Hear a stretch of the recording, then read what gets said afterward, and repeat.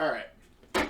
I wanted to talk about the shift and the punch and some other techniques as well, and how they how to know which side to go on. Because I see some people talk about, oh, when we're doing Chisao, we step in with the Tan side, or okay, fine. Do you punch with your right foot, or your left foot, or your back foot, or your front foot?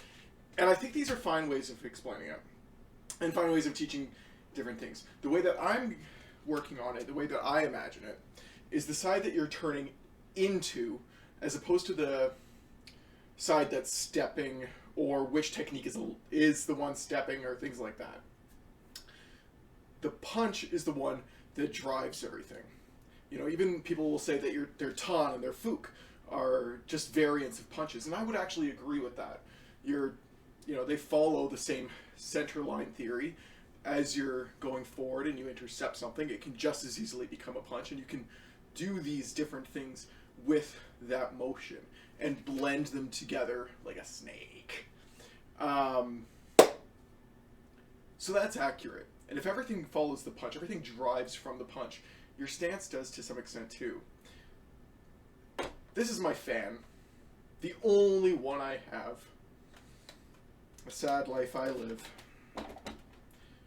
But if I'm going to hit it, if it's my opponent, if my fan is my opponent, if my fan is attacking me, I'm going to want to punch them with the side that I'm turning into. What I mean by that is if I'm in stance, and I'm driving from my Kim Sut, I'm not going to, as I turn, I'm not going to punch with the side, with that side. I'm going to turn, this hip is driving into my target. So it's the side it's going to punch, not that side. If you just kind of play with that yourself, and just turn on your feet, and throw both hands out, which one, you might be able to generate power from both, but maybe it's just me and having done it for long enough, maybe I'm deluded and blinded, I don't know. But this punch doesn't have as much force as this one. Now obviously, if I were turning and striking sideways, that might be different, right? There might be a different story there. But if I'm driving straight in, that's my straight line. And you can feel that if you sink your stance and you turn the punch into it. Because my stance doesn't turn away, it turns in. I turn into my opponent, not away from them. Now I'm going to add my Tan, so I get my Tan Da. My Tan doesn't turn into the opponent. Now I wouldn't, maybe in and out isn't always the correct term to use either.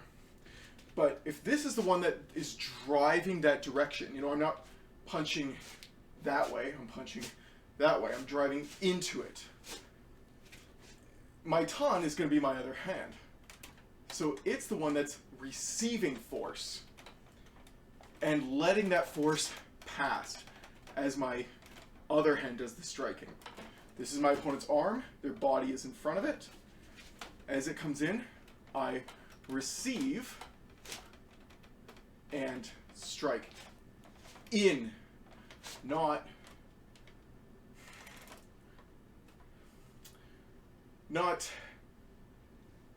if I can do it wrong, not that way. Does that make sense? I don't know. I'm turning hip thrust forward with the punch, not away. Tan isn't the one that's attacking, the punches. And the same thing goes for your Fuksao. So my Fuk receives force. Now, your Tan and your Fuk still have forward motion to them. You're never, if you look at my elbow distance from my body, I'm never pulling it back here, or I shouldn't be anyway. It might look that way as I shift, but the distance is still there. And I'm actually moving it forward as I go.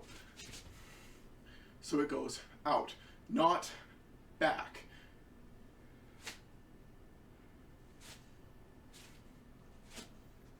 Punch, punch. Punching with the side that's throwing the hip forward.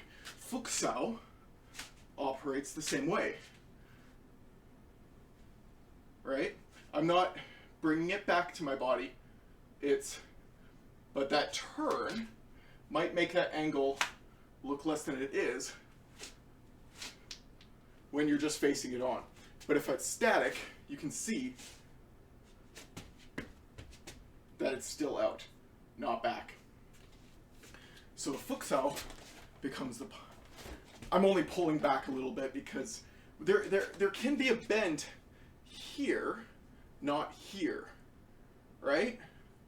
But also because this isn't actually giving me force in, it's pretty much non-sentient.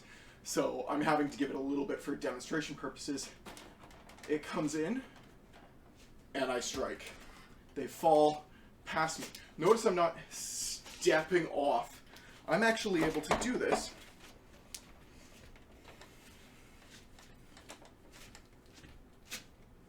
with my feet just shifting and not leaning off. And then if you step in with it, hit there. Now what if he pushes back? Oh! I might do, that might have been better. Or maybe exchanging. Yeah, very hard to control this thing. Does not want to cooperate. I hope you see my point with that.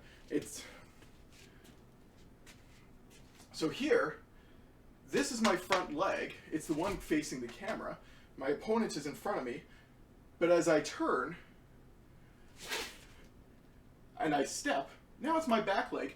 It's still the side that's throwing the punch. The hip is still the one creating that wave and connecting with the elbow and the ground to throw that punch. Not if I step hitting off that side, because that's not where my support leg is. But if I shift in, now it is. Let's see if I can do that with my front leg too. If my hand here is on the fuk, my fuk is on my backhand, this hand is here, I can still hit. And you could argue that this is now my front leg. So it's not necessarily what's the front leg, what's the back leg, what leg is taning, what leg is fuking. It's a shift in your mentality here, and which one, if I'm square, it's triangle, which one is going in. And in that case, it's down here, right? Not here. See if I can do the same side. That's not going to get it. This might be one of those instances where you end up in a side horse. Only because I'm already side my opponent, right? And that would probably be a takedown motion, not a strike that way. Because now I'm no longer actually square to him. I'm turned off. And in fact, all he has to do is press on my dim point here to keep me turning that way, and I'm off. But if I connect and I keep our bodies together, that might be a bit of a different story. But that gets into a bit of a different topic about side body stuff and whatnot that I'm not going to get into. The fuksao might do that. Like if you're turned off, if for some reason I've been pushed off, fuksao, or faksao, sorry, might come into play and strike as you're from your side horse, from your side body, as you go back online. And you notice that strike there, still the punch. Still the punch. Okay, I'm going to come back in a second, and I'm going to talk about how the bong sao fits into all of that, because it is a little bit different from the fukuda-tan. But I wanted to quickly touch on punching off the front leg, because rewatching that, I noticed I didn't really do much in the way of showing that. Now, I don't know if it's just me or the way the art lends itself. It very well could just be my personal style. I do tend to punch off what you would consider to be the back leg. Sorry. I am trying to work on my stance because I know sometimes I lean a little bit. So if you see me correcting myself, yeah, there are things I'm working on. Find me somebody there isn't. Anyway, so if I were to intercept something and to move forward, I've already intercepted off this hand. Sure, I could do that. I could do that. Two hands really should work together. So it might be more along the lines of something like that, right? Striking off the front leg. Feels a little awkward to me. I do prefer to hit off the back, I guess, but that's not the way I like to think about it. Just food for thought. I can hit back leg, but you see it's the one that's turning in. I can hit front leg. Ooh, there. But again, it's the one that's driving forward. The bong sao. The bong is an interesting one. And the lan goes in here too. Lan sao, I'm here, and my support, if you notice, is off my back leg. It's off the side that's going in. Now you can actually punch with your lan as well. But that's a confusing one. That one basically you're square, but it can be done. But that's an interesting argument for that tan. I still maintain that tan, while it's going to have that forward force and that forward momentum, it doesn't have the same kind of power generation as the punch does. That might be a topic for another time to describe the differences between how it's still a punch, it's still a tan, still hits at the same time, but has a more relaxed mind to it than your punch, which is the one that's actually striking, even though at any given moment it could become that strike. I'll get into that down the road, and the lan might be a good segue to that. But I want to talk to bong first before I go, because the bong sao is an exception where you are turning into the bong, and it's because there are darps for it, like if you're doing a dai bong in case something comes in low. But generally we don't darp like that. We don't darp that intercept from no contact. Generally the bong sao comes from contact.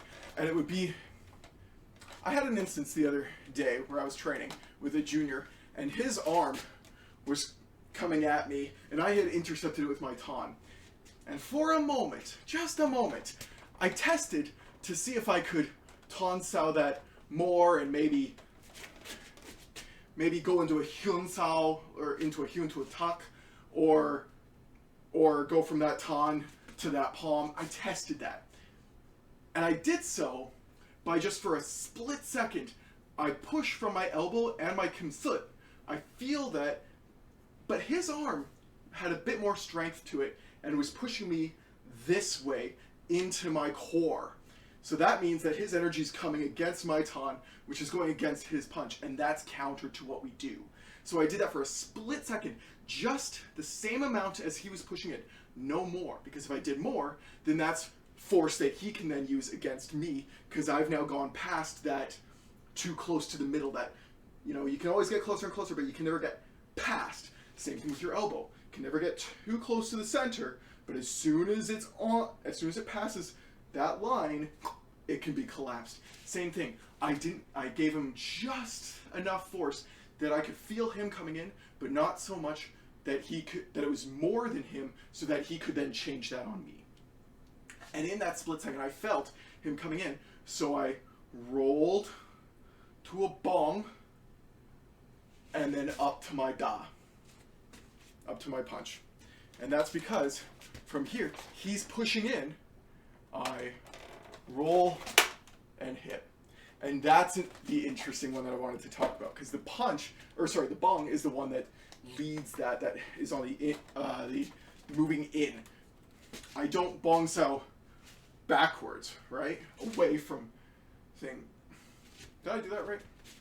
I'm bonging in, not out. There, that's it. I'm not turning away with it. I'm turning into it. He comes in, my hips turn, I maintain that bridge contact.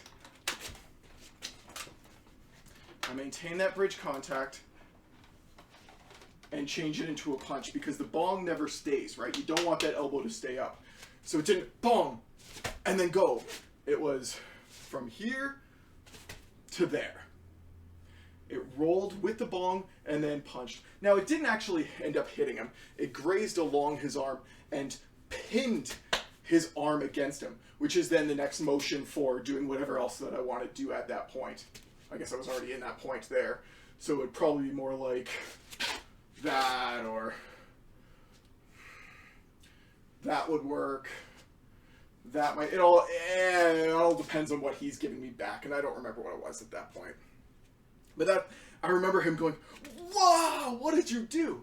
Because he used a lot of strength to come in at me, and I just went, nah. Misses me, controls him. Just from this, and knowing which side to shift into, and to shift into his body. And one other thing about that is that bong to that punch. If you're thinking, see that, how I'm on it's behind me, it's my back foot, but it's the one driving forward. That could happen too. Might not. That might be better generally, but it might. So if I'm in that bong thao, and my hip is the one going forward, and I have to roll to do something, because I'm not just going to disconnect punch, I want to keep moving. How do you generate power if you're already turned onto that same side? And I gotta tell you, it's not easy. It's the exact same mechanics. It's still that sink into the ground, push the ground down, hip forward, kumsut, hips in forward into your opponent, wave through the body, and forward momentum. It's still all of that, but it's a lot harder to pull off. The good news is, as my example would have shown, if I could have shown him doing it with me in person, is that he used so much force that he went past me. And fortunately, that means that if your arm goes past like that, your whole body is falling with that, and it gives your jaw that momentum for that impact, so that when that bong comes in, rolls to that punch, and gives all of that, and you get the structure alignment, his body has the momentum, so it's his jaw's momentum, or whatever other body part, with your strike, your momentum, and your alignment, your structure to the ground, and so he's hitting a wedge into the ground. One of the great visuals that I like to explain that with, just in cinematic history, just beautiful scene, is for my Firefly fans, in Serenity. I can't remember the characters' names, but he has his sword and he's talking to a guy, and then he just, he hits him and goes in front of him, drops to the floor, blade up in the air, and the guy just falls on the sword. And he tells him it's an honorable death. And just, But it's beautiful because the guy just falls right onto that blade. No effort needed. Anyway, I think that is good. I might talk about that lawn and striking with other stuff amidst it and how the lawn works for us another time. But I think that'll be a good hint for all that too. Thanks for watching.